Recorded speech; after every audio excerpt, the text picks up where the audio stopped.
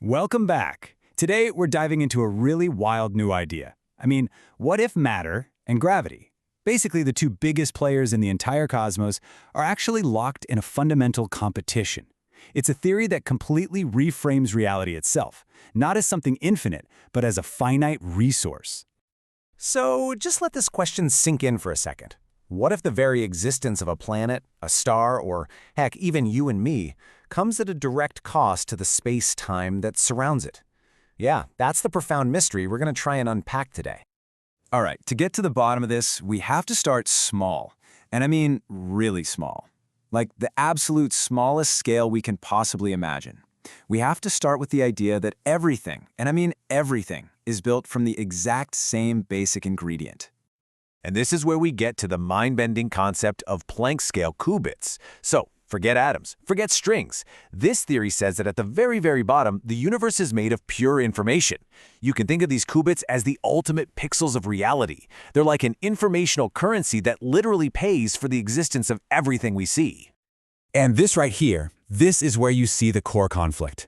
These informational qubits are a finite resource. Now, on the one hand, they can link up, entangle with each other to weave the smooth, continuous fabric of spacetime.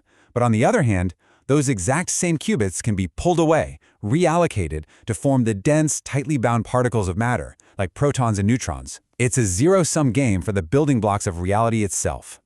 So if it's a competition, how in the world does the universe keep the books balanced? Well, this whole thing builds into what you can kind of think of as a cosmic budget crisis. And that brings us to the central equation of this whole idea.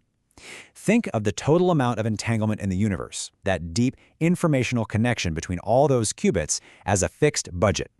That total, E tot, has to be split between the entanglement needed for geometry, E geom, and the entanglement needed to create matter, E matter. You just can't create more out of thin air. So let's say we're looking at a quiet, empty patch of space. Well, the budget is pretty simple there. The vast majority of the entanglement resources, almost all of them, are just being used to maintain the smooth, stable structure of space-time itself. This is kind of the default setting. But then, what happens when matter shows up? You see, forming a particle requires a huge amount of internal entanglement to lock its quarks together. That's a massive expenditure from the budget. And because the total budget is fixed, that entanglement has to be pulled from somewhere.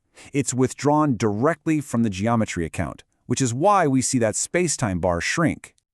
So, what does this withdrawal actually look like from the outside? This, right here, leads to the most incredible consequence of this whole theory. It completely redefines the very nature of gravity. Okay, let's just walk through this step by step. First, quarks get locked together to form a particle, like a proton. When that happens, the informational bonds, the entanglement inside that particle, just skyrocket. Now, to balance that cosmic budget, this has to cause a decrease in the particle's entanglement with the space around it. And that local entanglement deficit, that informational hole that gets punched in the fabric of spacetime, that is what we perceive as gravity. And this quote just captures the aha moment perfectly. It's not that mass tells spacetime how to curve. No. In this view, the formation of mass is the curvature. It's a deficit in that underlying informational network. So get this, mass doesn't create a gravitational well, it is the well. Okay, this all sounds like this perfectly balanced, self-correcting system, right? But what's playing the role of the cosmic accountant here? What's making sure the books are always balanced? Well, the theory proposes a universal manager for this budget, something called a macro constraint. And it's possible this is the very same thing as lambda, the famous cosmological constant. The force that we think is responsible for the accelerating expansion of our universe. And this constraint, this lambda, it works both ways. It manages the upward process, local bits of information building themselves up into complex particles. But at the same time, it's enforcing a downward pressure, where the large-scale rules of spacetime are limiting what those local bits are even allowed to do. It's the ultimate mediator, making sure the web of geometry and the web of matter stay perfectly coupled and consistent. Okay, so let's pull all these different threads together and see the really beautiful, elegant new picture of the cosmos that this theory starts to paint for us.